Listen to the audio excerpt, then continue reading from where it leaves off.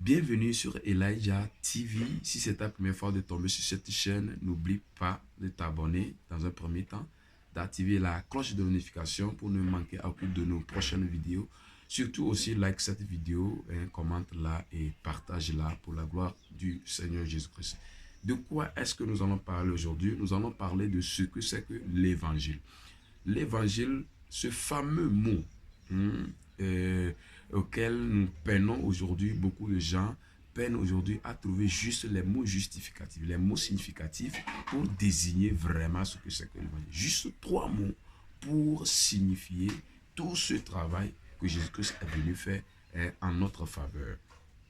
Juste trois mots que nous allons voir et qui va nous émerveiller, qui va nous éclairer plus sur ce que c'est que l'évangile. D'abord, ce que vous devez savoir en premier lieu, c'est que la Bible dit dans 1 Jean, le chapitre 4, verset 3, que toute entité, d'accord, toute personne qui ne confesse pas que Christ est Dieu est de l'antichrist.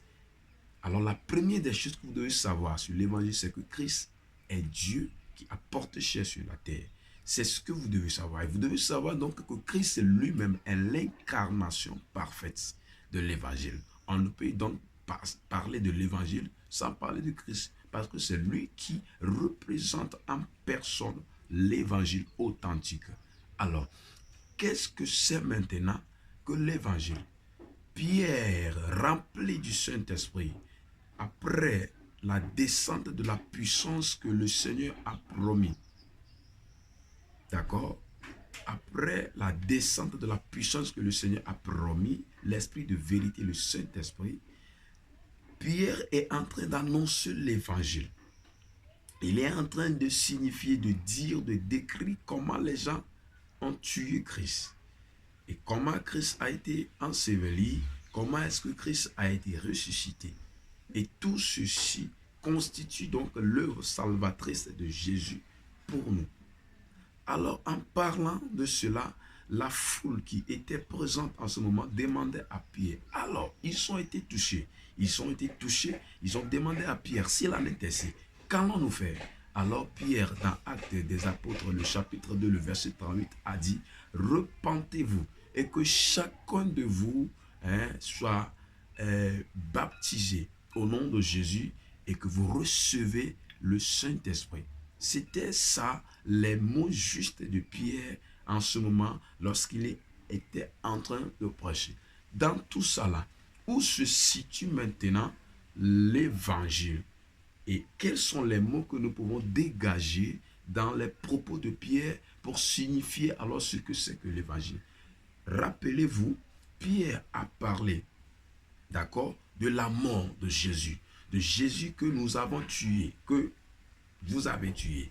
Il a parlé donc de l'ensevelissement de Jésus et il a parlé donc de la résurrection de Jésus. Juste ces trois mots signifient largement pour désigner ce que c'est que l'évangile. La mort, l'ensevelissement et la résurrection du Christ constituent ce que nous appelons par l'évangile est authentique. Et l'évangile-ci devait être prêché de la même manière partout.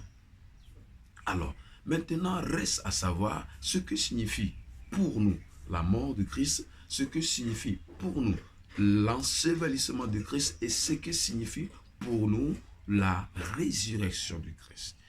Alors, ce n'est pas compliqué. La mort de Christ pour nous, rappelez-vous, Pierre dit, repentez-vous.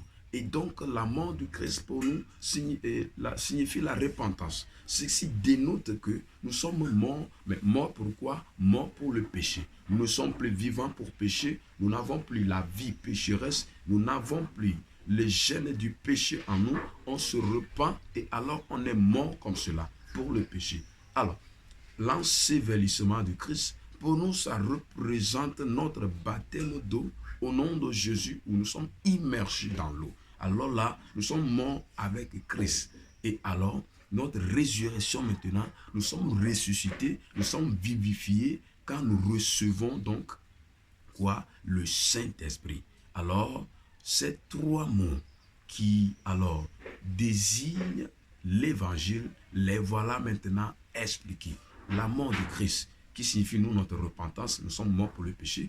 L'ensevelissement de Christ, qui signifie nous notre baptême d'eau par immersion au nom de Jésus. Et maintenant, la résurrection du Christ, qui est maintenant notre réception, d'accord, du Saint-Esprit.